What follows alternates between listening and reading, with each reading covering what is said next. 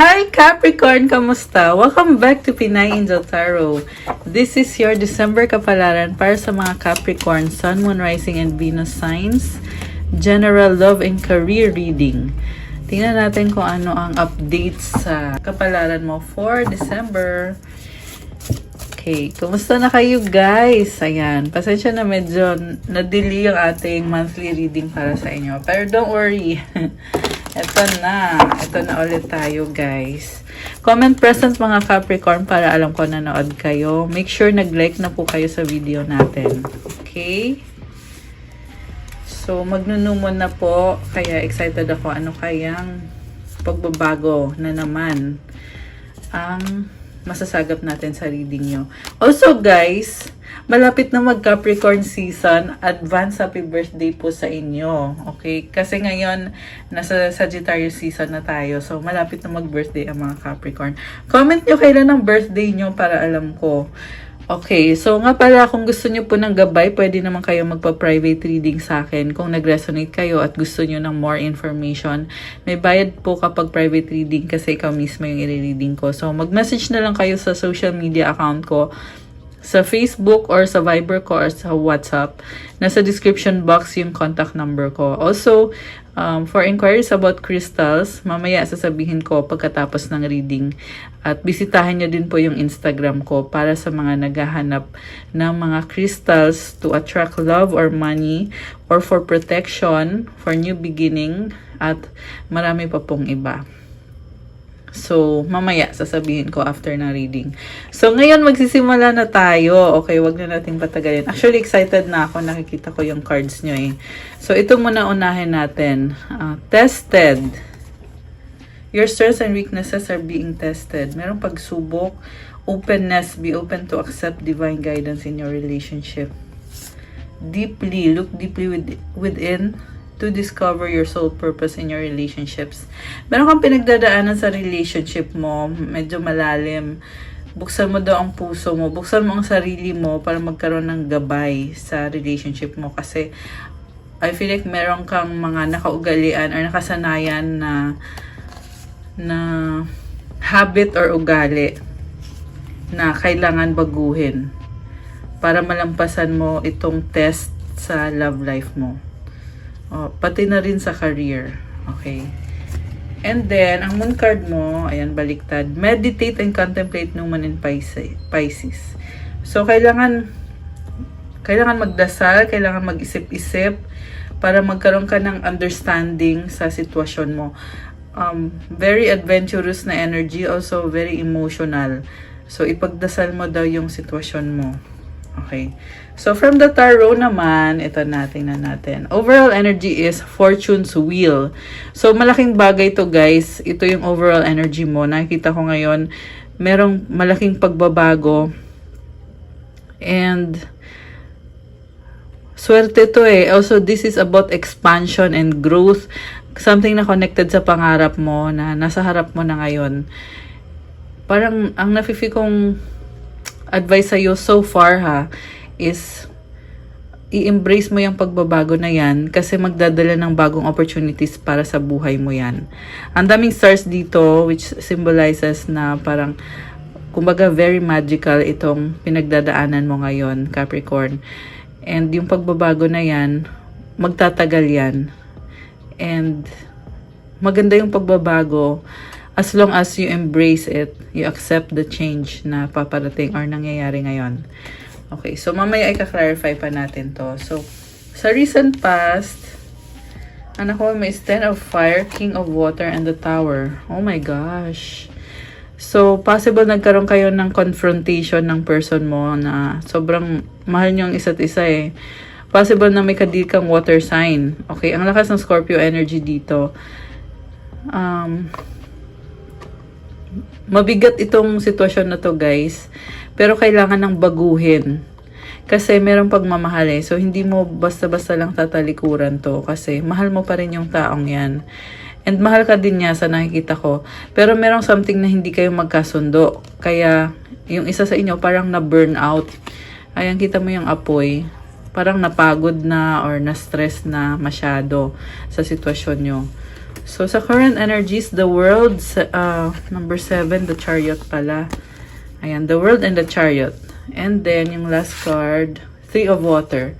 So, again, endings and new beginnings. Nakikita ko palaban ka, ilalaban mo yung bagong simula. Nagkikare ka pa rin sa taong yan eh. Pero, meron kang lesson learned. Matindi to, guys. Ika-clarify natin, okay? Gusto kong makita kung ano yung matinding pagbabago na yan. So, ang gagamitin kong tarot is hindi lang. Parang ito yung gusto kong gamitin for now.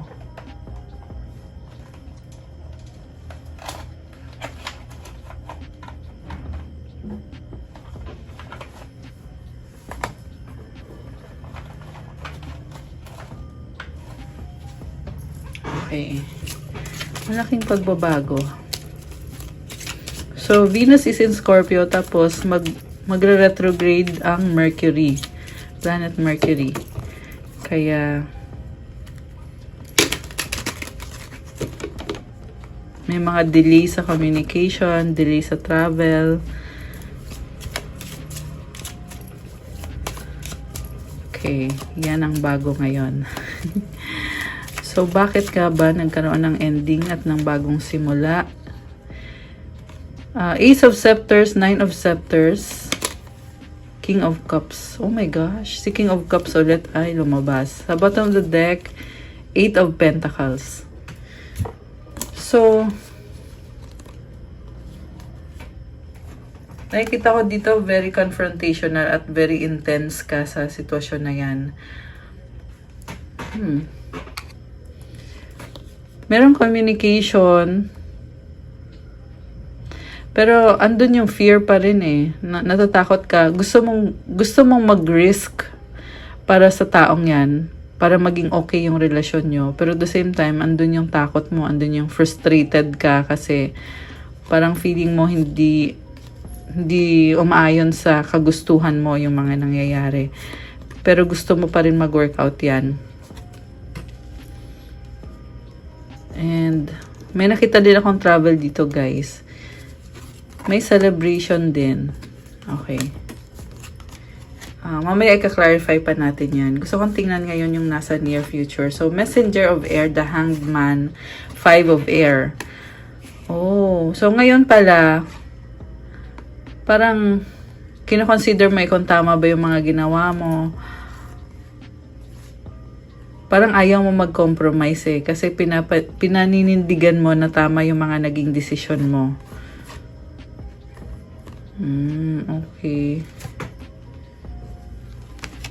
So, ang dami na nangyari. Pero napapaisip ka, tama kaya yung mga ginawa ko? Tama yung mga desisyon ko? Parang pinili mong talikuran siya, pero ngayon gusto mong bumalik. Okay, kasi lumabas dito yung the world eh. Tinapos mo para unahin mo yung sarili mo. So, again, like I said, endings and new beginnings. Yung iba sa inyo lumipat ng bahay or ng tirahan. Ayan. Umalis. Gusto mo naman yan eh. Gusto mong gawin yan kasi inayos mo yung buhay mo. Also, parang may nakita kong mga tao din sa paligid mo na dahilan kung bakit ka lumipat. Parang gusto mo magsaya, gusto mo mag-celebrate. And then, pero ngayon nagbabalik ka kasi gusto mo ipaalam sa kanya na mahal mo pa rin siya. So, bakit nga ba nagbagong isip mo sa taong yan? Oh, okay. Ito yung nasa bottom of the deck kanina, 8 of Pentacles. Kasi gusto mo siya makasama, hinihintay mo siya. And very stable ka eh. So nakikita ko, talaga nakafocus ka sa sarili mo, sa finances mo. And parang you are making way para magkaroon ka din ng time para sa kanya. Hindi lang puro trabaho. Gusto mo din magbigay ng time sa taong yan. Yung iba guys, may nakita kong lumipat dahil sa trabaho. Kasi may kailangan kang ayusin para sa trabaho mo. So, siguro dahil sa may mga adjustment na ginawa, nag-sacrifice ka, Tapos, nag-suffer din yung relasyon nyo or yung connection nyo. Six of Pentacles, Queen of Scepters, Eight of Scepters. Oh, okay, so this is about money, give and take. Maparaan ka and ang daming ganap sa buhay mo. So, very productive ka dito sa nakikita ko. Ang daming changes na parang lumevel up ka eh. Kasi marami ding blessings galing sa universe na hindi mo in-expect. And Queen of Scepters. Oh, okay. Sorry. Queen of Wands pala to. Ang nasa isip ko kasi ay si Queen of Pentacles. So, ngayon nakita ko si Queen of Scepters pala. So, ibig sabihin nito guys, ng card na to, ginagawa mo yung kung ano yung gusto mo talaga, very passionate ka. And along the way, maraming humahanga sa'yo. And I feel like merong pagsiselos dito. Nagsiselos yung person mo kasi andyan siya para sa'yo pero ikaw parang hindi makontento. Naghahanap ka pa ng happiness mo. Merong umaaligid eh. Merong ibang tao guys sa buhay mo. Kaya naisip ng person mo, mahal pa ba kaya ako ni Capricorn? Or baka naman yung ibang taong yun, yan na yung lagi mong iniisip. Or nasa kanya na lahat ng panahon mo, lahat ng energy mo. So, merong pagsiselos. So, Nine of Swords. Ayun overthinking. Pero ayaw sabihin sa'yo na nag-overthink siya. The Star. Ayun. So, parang nasa isip lang niya. Grabe mag-overthink tong person mo. Ang nakita ko energy dito ay air sign. Posibleng Aquarius. Posible ding Gemini or Libra. So, kasi parang hanging kayong dalawa eh. Parang bigla ka na lang nagdesisyon na hindi siya kasama. So, kaya nga nagtatanong tuloy siya, mahal mo pa ba talaga ako? Bakit kaya mo magdesisyon nang wala ako or hindi ako kasama? Ayan, nagkaroon ng bagong simula, Ace of Coins. The Emperor. Oh my gosh! So, gumastos ka pa talaga ng malaking halaga. Okay, so parang may nilabas na malaking amount ng pera eh. Okay. Possible din yan na mangyayari ngayon na maglalabas ka ng malaking halaga ng pera. So, Four of Pentacles, Ten of Cups. Oh, okay. So, ayan, merong pera. Pero ngayon, nakita ko dito iniingatan mo yung pera mo. Ayaw mong mag-risk.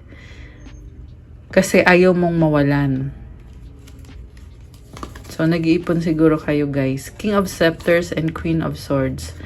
So, ngayon mayroon ako nakita dito na energy ng ex to eh. Posibleng naghiwalay talaga kayo. Kaya lumabas dito na mag-ex. Ayan Yung isa may gusto pa rin.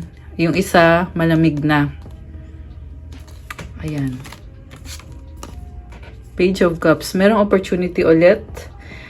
Okay, so connected yan sa ex mo. Baka magkita kayo or mag-usap kayo ulit. Pero nagdadalang isip ka, Two of Swords and the Seven of Scepters. Kasi parang pinapalabas niya na mali ka. Kaya inisip mo na parang bibigyan ko pa ba ng chance to? Kasi ako naman yung mali dito. Ako yung lumalabas na mali. Pero kasi mahal mo siya eh. Diba? Twice lumabas kanina yung King of Cups. Okay, so anong next sa love life ni Capricorn? Magician. Parang alam mo naman yung ginawa mo.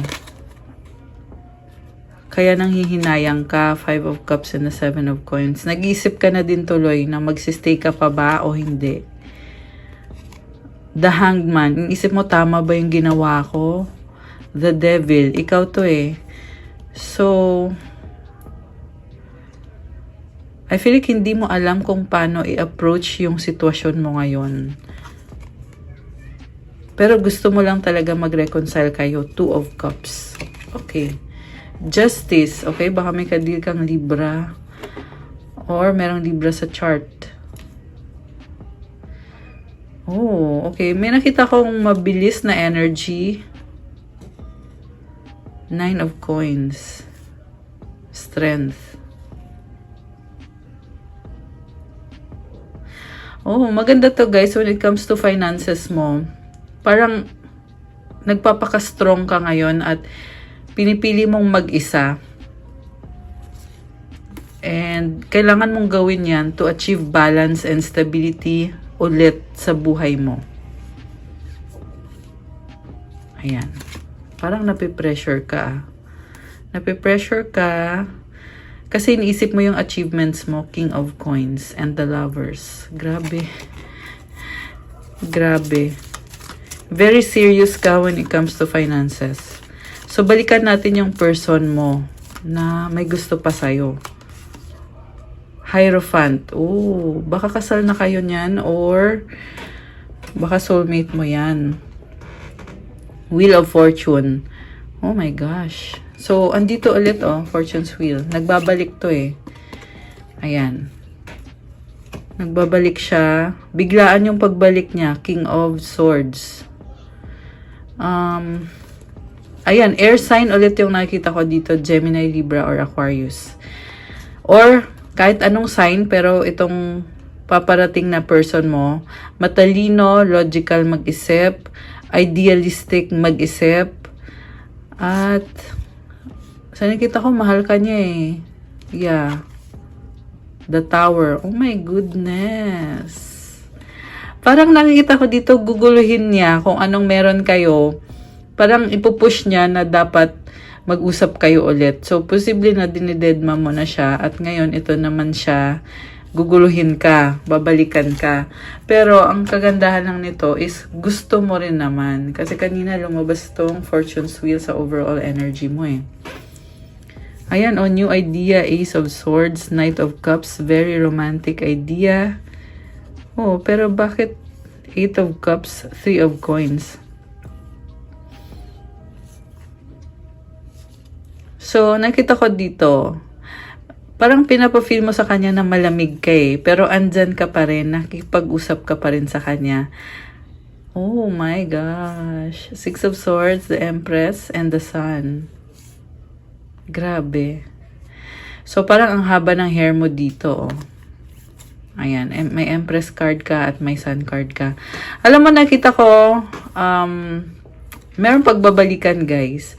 Pero sa pagbabalikan nyo, parang andun pa rin yung tampuhan. Ayan. By the way, the planet Venus is in Scorpio right now. Kaya, Venus is the planet of love, diba? So, ngayon, the way you handle love or relationships right now is medyo intense, kagaya ng Scorpio. And also, malalim, emotional, ayan, ganun. Kaya, ang daming cards about change, endings, new beginnings, pagbabalikan, may mga ganun. Okay. Anong outcome dito for Capricorn? 5 of Swords.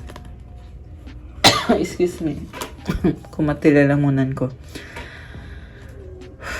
10 of Wands, 6 of Cups. So, sa outcome, nabibigatan ka pa rin, pero naalala mo yung memories nyo. Oh my gosh.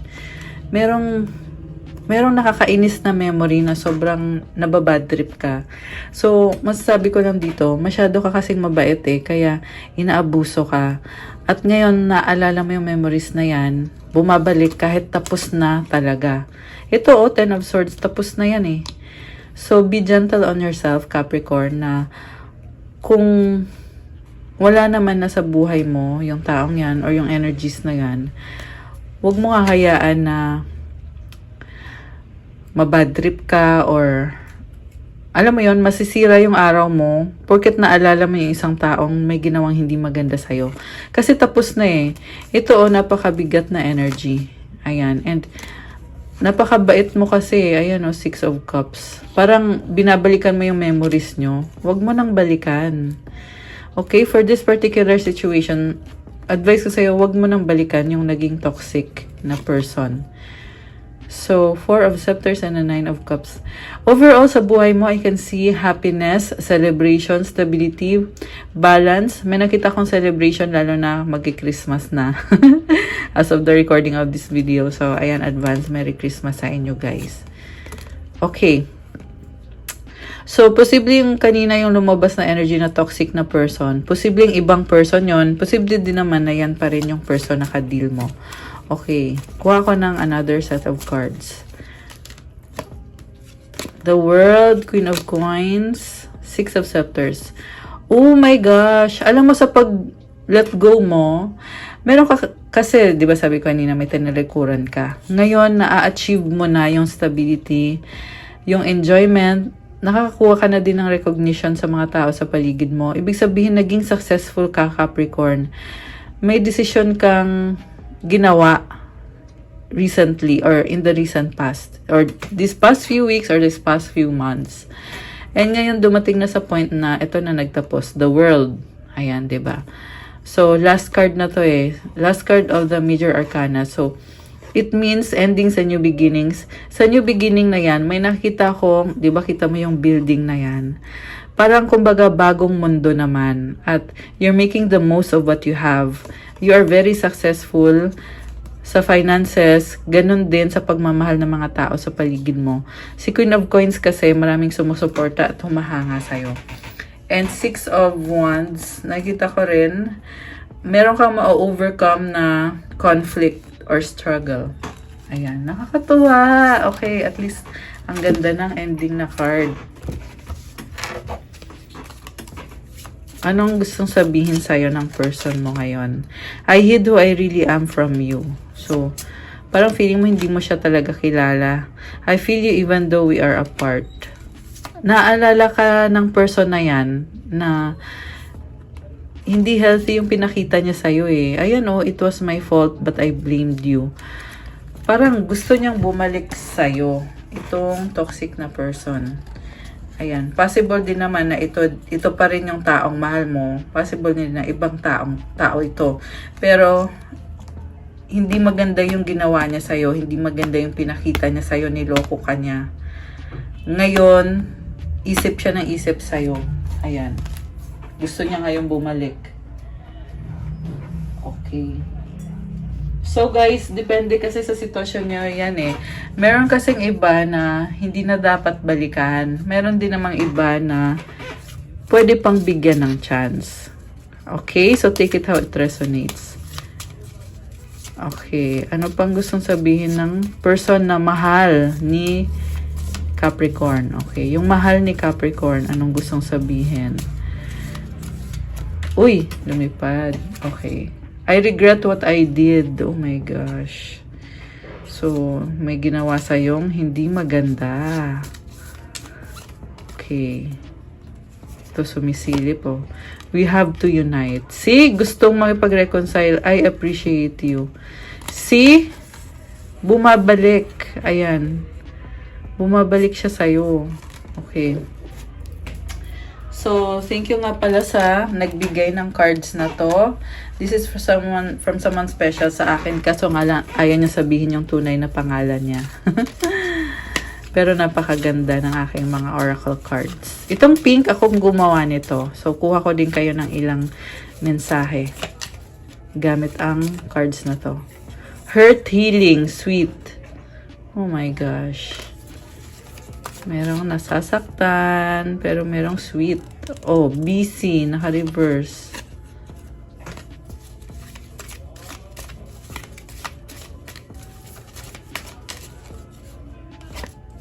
I miss you. Oh my gosh.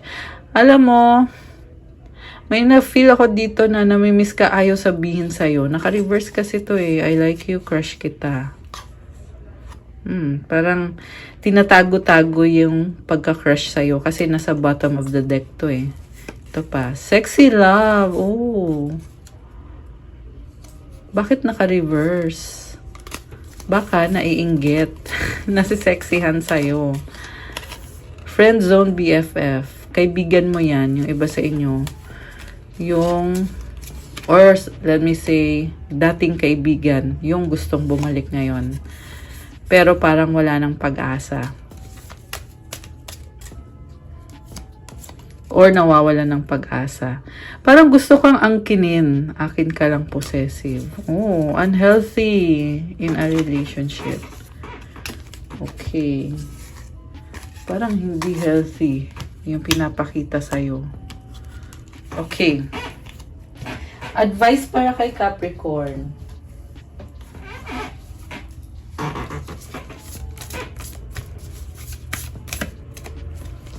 Money. Wow. All my finances are now in divine order. Love itself knows my needs and is a source for all. I needn't cling to gain or fear loss. Every need will be met through offering all to the divine. Oh, very nice. Wala kang poproblemahin sa kaperahan mo. Bibigyan ka ni God. Okay? Kuha ko ulit ng isa pa kasi para maliban sa pera, 'di ba? May iba pang advice. Perfectionism, permission to make mistakes is so freeing. It's the root of creativity and change. Allow me, divine, to make as many mistakes as I need. Free me from the prison of perfectionism. So, okay lang kung nagkamali ka man dati kasi chance mo na yan para baguhin yung sitwasyon mo.